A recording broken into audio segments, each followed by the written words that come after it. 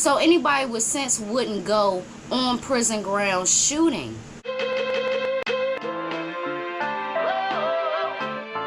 What's up, everybody? It's your girl BTHEBRAND, and I am back with another video. Welcome to my channel. If you are new, my name is BTHEBRAND. I'm from DC, and I am also an entrepreneur with 2 businesses. Be the Brand will be back out this week, so make sure you go show love over there. And I will have a video detailing Be the Brand, telling y'all more about Be the Brand, telling y'all about the message behind it, so y'all can really get to know my apparel line and what it stands for. And it's a lot more in the works. So today we will be getting into some real-ish, okay? Today is Real Talk Tuesday, and today I will be talking about the men that were murdered right after being released from prison. So I wanted to talk about this because this is the second scenario that has happened just like that this year. Last year, the year before that, I wasn't hearing nothing about anything like this happening, but we gonna get into it, right? And also, after I talk about the 2 scenarios that I'm finna talk about, I will just give my thoughts on it. I want to talk about what needs to change as far as, you know, the releasing process, etc. Now, let's get into this video. The first situation happened in Philadelphia.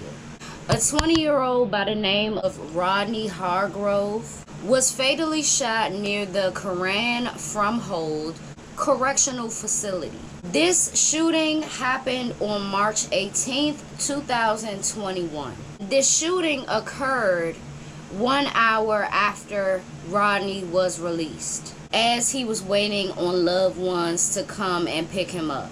Rodney was locked up on 6 charges, which probably included other people on his case, and I'm gonna share why I said that after I talk about this. The facility released Rodney at 1 a.m. after his father posted his bail, as he waited at the bus stop across the street. Shortly after that, he ran for his life back onto the correctional facility grounds. He was being chased by a vehicle. A security guard was not posted at the front entrance of this gate, so Rodney ended up running past the front gate. The entrance gate was also raised, making it easier for the vehicle to come onto the prison grounds, fire at Rodney, shooting and killing him just feet from the entrance gate. On prison grounds now, okay? That's new. As a result, an internal investigation is underway on the correctional facility. You know, I don't know what they're gonna do, but I know they're gonna fire some folk. I do know that, okay? Or they already did. And the Philadelphia Department of Prison vowed to increase perimeter security and explore different safety changes to ensure the safety of individuals being released, etc. The murder of Rodney Hargrove happened in March, and it didn't take long for another city to follow suit. So before we get into the second scenario where a man was tragically gunned down right after being released, we are going to talk about Rodney Hargrove.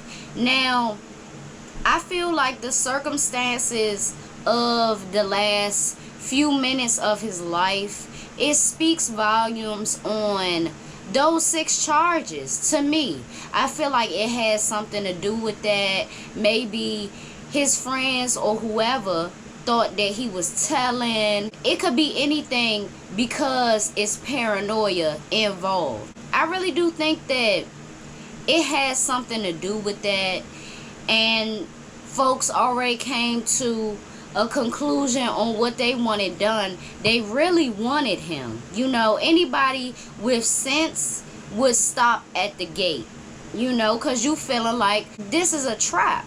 I'm boxing myself in, basically, all around COs and all around prison guards and etc. You know, so anybody with sense wouldn't go on prison grounds shooting. They wanted him bad, and they got him. You know, so I think that he might have had a little too much going on, maybe too much of a social life. I mean, it all goes hand in hand. He was a young guy, and a lot of times young men fall victim to gun violence, etc., because they real social. And what happens when you real social? You click up with a lot of people. They might get caught with some shit, you might get caught with some shit, and y'all really not even well versed with each other, but y'all cool with each other, you know. So the loyalty ain't there. The wondering what a person will do is there, and that outweighs anything else, you know, for an irrational person, or a person that likes to kill, you know, or that rationalizes killing. So it's very tragic. I definitely feel like whoever should have been at that gate definitely should be fired. There should not be no time where nobody is at the front entrance gate. That is just crazy to me. Yeah, I want to definitely say rest in peace to Rodney Hargrove. And I mean, I just feel like the whole thing is a trap with the bus stop and it being across the street. People being able to look up your information and see if you got bailed out and see if you getting released, whatever. Like, all of that needs to change. But let's get into the next scenario, and let's talk about the city that followed suit. In Chicago, a local rapper was gunned down just after being released from Cook County Jail. Londre Sylvester, known around Chicago by his rap name KTS Dre, had just been fitted for a electronic monitoring device and was walking to a vehicle that was already waiting for him. Several suspects from 2 different vehicles exited their cars and began shooting in Londre's direction. It's being reported that Londre Sylvester, aka KTS Dre, suffered from 64 gunshot wounds to his head and other parts of his body. Unfortunately, a 60-year-old woman was shot in one of her knees during this incident. She is in stable condition. She doing good. But that's very unfortunate. Also, a 30-year-old woman that was standing by them. I don't know if these women was just standing by him or like walking by him type of thing and whatever. But a woman in her 30s suffered a graze wound to her mouth. Both of these scenarios really are giving me set up vibes. I mean, it's not hard to tell. Even if they wasn't being social in prison or in jail and telling people when they was supposed to get released, it still is just like public knowledge. Like, it's public information that people can look up. They can refresh the page and they'll know instantly. So you can say that the correctional facilities and the jails is setting them up to get killed. You know, also, both of these correctional facility places had bus stops across the street. I mean, why would you have a bus stop directly across the street? I tell you what they need to do.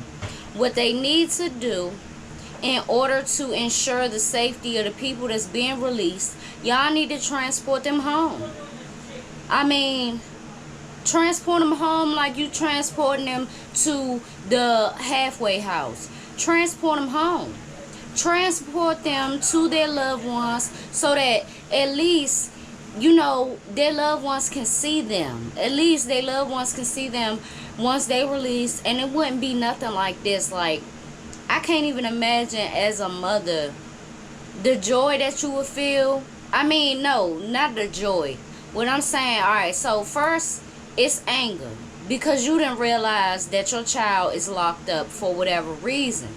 And then it'll be, you know, you calming yourself down from anger, you are waiting their release. Now it's time for them to be released. It's a feeling of being anxious, it's a feeling of excitement, but then boom, they released and then they shot and killed. No parent should have to go through that. That is just a roller coaster of emotion. These parents and these families should be able to sue these correctional facilities, especially the one that happened in Philly. Now, I ain't know Philly get down like that. And Philly just set a standard. And it's not a good standard to set, but they set that motherfucker. Like, they really did. In all honesty, they set it because that's like some movie type shit. Like, I just wouldn't even think that nobody would take it that far. But if you talking about snitching, if you talking about word on the street, it's always gonna play out just like this. It just gets worse and worse as the time go on. Like I said, I never heard of nobody doing this before this year. If you ask me, the pandemic, it didn't make a lot of people like come out of it with a better mood. It made a lot of people worse, and it made a lot of people take things to a different extent that it don't need to be took to. And I hope that in both scenarios they can figure out who it was, because I mean, that is bold. That is something that and it never should happen like that. It never should be an opportunity. Like, if somebody trying to escape from prison, you mean to tell me you don't have guards on the outside perimeter of the prison, like, constantly? And it ain't even in the same context, but I'm saying, like, it just don't make sense. Like, both of these prisons need to be held accountable. You know what I'm saying? This jail and this prison needs to be held accountable for not at least making sure that the people get in the cars, and like that should be like a mandatory thing. All right, have somebody on the books that's gonna pick you up. You could either have the security guard escort, or 2 security guards escort you to your vehicle, or whatever, you know, extra gates, extra security, extra this, extra that. Y'all need to do it. Y'all need to do it. These facilities get, I don't even know how much money in funding, and they need to apply it where it needs to be. And that's all I gotta say. Rest in peace to Rodney, and rest in peace to Londre. Hopefully some changes will be made as a result of these gruesome murders. And if there is any updates as far as what they're going to change, when they're going to change it, how they're going to change it, etc., I will be back with that, and I will be looking out for it as well. So in the meantime, make sure that you subscribe to the channel, like this video, comment your thoughts, and I will see y'all in the next one.